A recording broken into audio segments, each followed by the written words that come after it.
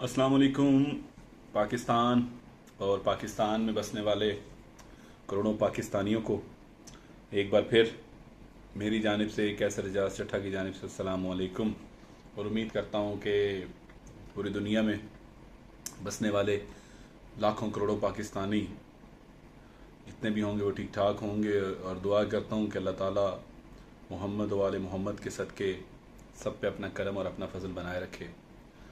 कल पाकिस्तान की तारीख़ में जो दिन जिस दिन वज़ीर आज़म नवाज शरीफ को अदालत उज़्मा ने नाअहल करार दिया, फैसले के आने के बाद पाकिस्तान में एक नई सुबह का आगाज़ हुआ।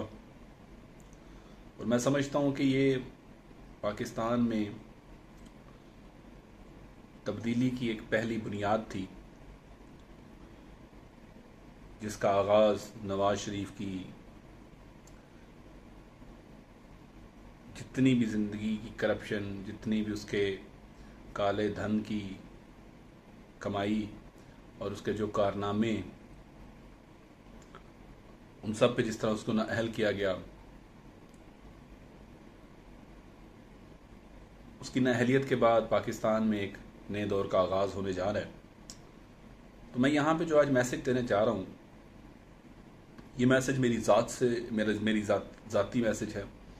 इस मैसेज को किसी भी सियासी जमात या मेरी किसी भी जिस ऑर्गेनाइजेशन के साथ मेरी वाबस्तगी है, चाहे वो जट यूथ विंग हो, चाहे वो पाकिस्तान यूथ असम्बली हो, या चाहे वो पाकिस्तान तहरीक इंसाफ हो, मेरी वाबस्तगी इन जमातों से ज़रूर है। लेकिन जो मेरा मैसेज है ये मेरा ज़ाती मैसेज है। इस मैसेज को किसी भी ज़ाती जमात से मुंसलिक न कीजिएगा।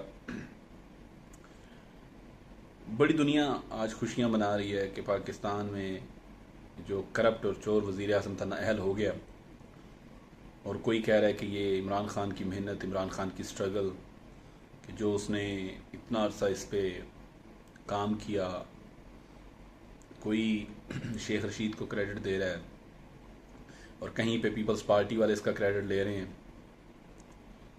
लेकिन मैं यहाँ पे कुछ बातें कहना चाहूँगा कि नवाज शरीफ ने जब तीसरी बार वज़ीर आज़म बने, ये समझता हूँ कि वो इस चीज़ को भूल गए थे कि ऊपर एक ज़ात है जिसको हम अल्लाह ताला कहते हैं, और जिसके कब्ज़ा कुदरत में मेरी और आप सब की और हम सब की जान है। मियाँ नवाज शरीफ साहब, आप मुमताज़ कादरी को, काशी के रसूल को फांसी चढ़ा दो और अल्लाह की रहमत को जोश ना आए। आप मॉडल टाउन में 18 बेगुनाह पाकिस्तानियों को अपने जुल्म की भींट चढ़ा दो और अल्लाह की रहमत जोश ना खाए। आप रेमन डेविस को अमेरिका के हाथों अमेरिका को वापस कर दो। वो रेमन डेविस जिसने नाहक पाकिस्तानी शहरियों का खून बहाया, और अल्लाह की रहमत को जोश ना आए। आप सूद के लिए उलमा कराम से कहें कि सूद के लिए कोई राह हमवार करें, और सूद वो ऐसा अमल जिसके बारे में अल्लाह ताला ने कहा है कि सूद अल्लाह ताला के साथ खुली जंग है, और अल्लाह की रहमत को जोश ना आए। आप उन तमाम कालदम तंजीमों के सरबराहन के साथ अपने दोस्तियाँ और याराने निभाएं कि किसी भी पाकिस्तान में होने वाली दहशत गर्दी का सिरा किसी न किसी तंजीम के साथ मिलता हो, और अपने इलेक्शंस के लिए उन तंजीमों को इस्तेमाल करें और अल्लाह की रहमत को जोश ना आए। आप पाकिस्तान की इस अजीम फ़ौज के ख़िलाफ़ और आपकी काबीना के लोग इस फ़ौज के ख़िलाफ़ बकवास करें और अल्लाह की रहमत को जोश ना आए।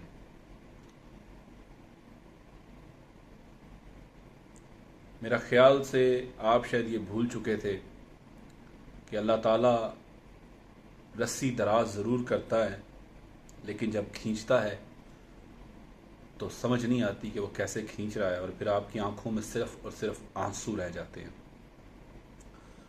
मियाँ साहब,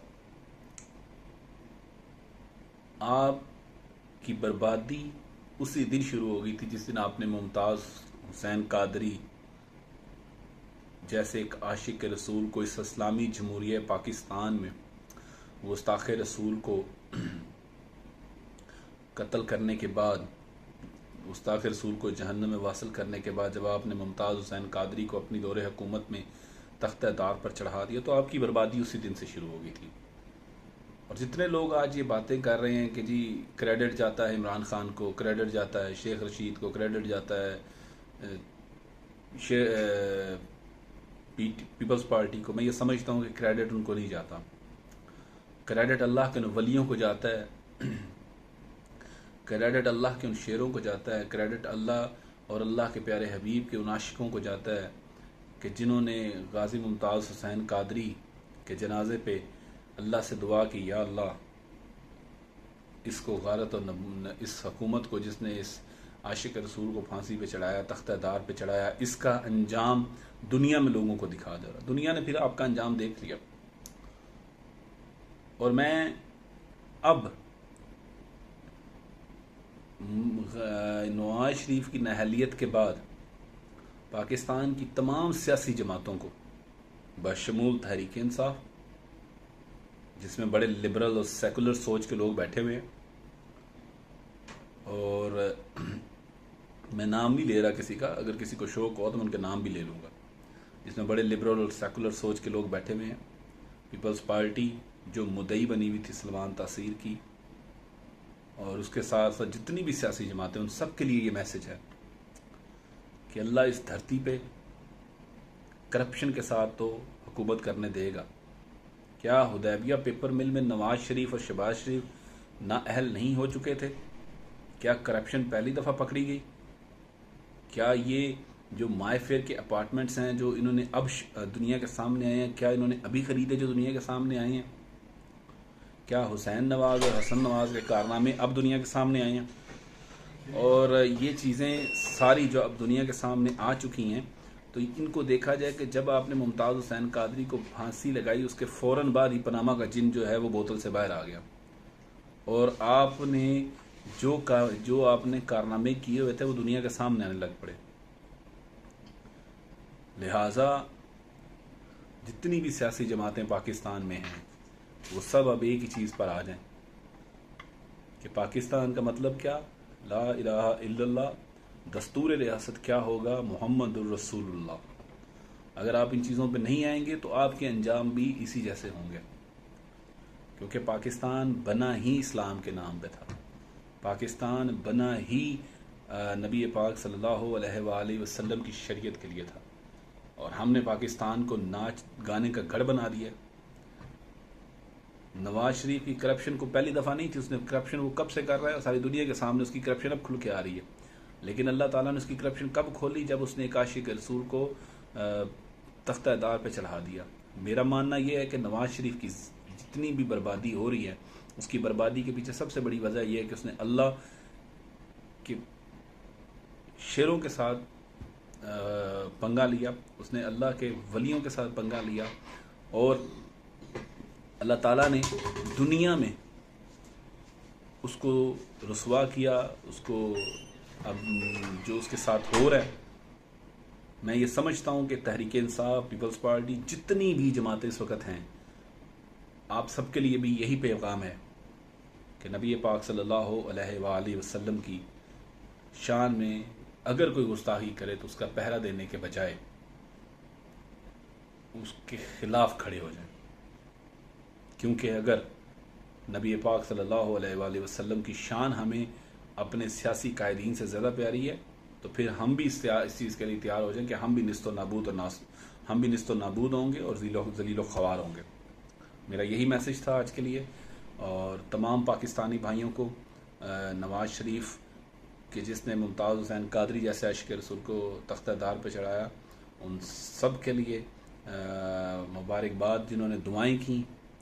और ख़ुसूसन बिलखसूस मैं तमाम उन फॉलोअर्स का जो मुमताज़ हुसैन कादरी को शहीद मानते हैं, उन सबको मुबारकबाद देता हूँ कि आज दुनिया ने देख लिया कि मुमताज़ हुसैन कादरी के कातिल को किस तरह अदालत ने नाअहल करार देकर अदालत आलिया से घर भेजा है।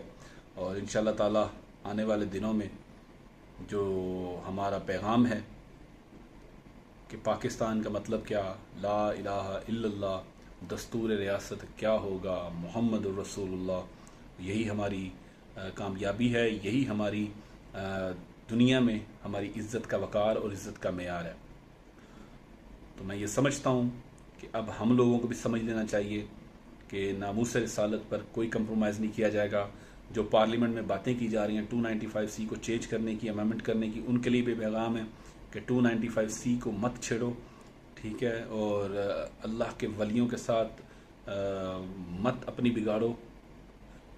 और यही मेरा आज का पैगाम और यही मेरी आज का वीडियो मैसेज था, क्योंकि काफ़ी दोस्तों के मैसेजेस आ रहे थे कि वज़ीर आज़म की नाअहलियत पे आपका पैगाम कोई नहीं। तो मैंने जो अपना पैगाम देना था दे दिया। आप किसी भी सियासी जमात के साथ हैं, आप किसी भी सियासी जमात के वर्कर हैं, ये मत भूलिएगा कि हम सब की इज़्ज़त, हम सब का पैसा, हम सब की माल, हम सब की जान, हम सब के माँ बाप, हम सब का सब कुछ आप सरकार सल्लल्लाहु अलैहि वसल्लम की नामूस पर कुर्बान, आप सल्लल्लाहु अलैहि वसल्लम की शान पर कुर्बान और आप सल्लल्लाहु अलैहि वसल्लम के नाम पर कुर्बान। अस्सलातु वस्सलामु अलैका या रसूलल्लाह व अला आलिका व अस्हाबिका या हबीबल्लाह। आखिरी बात कहना चाहूँगा और बड़ा ही अहम मैसेज जो आज के वक्त की ज़रूरत बन चुकी है, जो भी पार्लियामेंटेरियन अब जो भी पार्लियामेंट में आए, जो भी हुकूमत का निज़ाम संभाले, उसके लिए एक वाज़ेह पैगाम है कामयाबी के लिए कि पाकिस्तान का मतलब क्या, ला इलाहा इल्लल्लाह, दस्तूर रियासत क्या होगा, मुहम्मदुर रसूलुल्लाह, पाकिस्तान जिंदाबाद, इस्लाम पाइंदाबाद।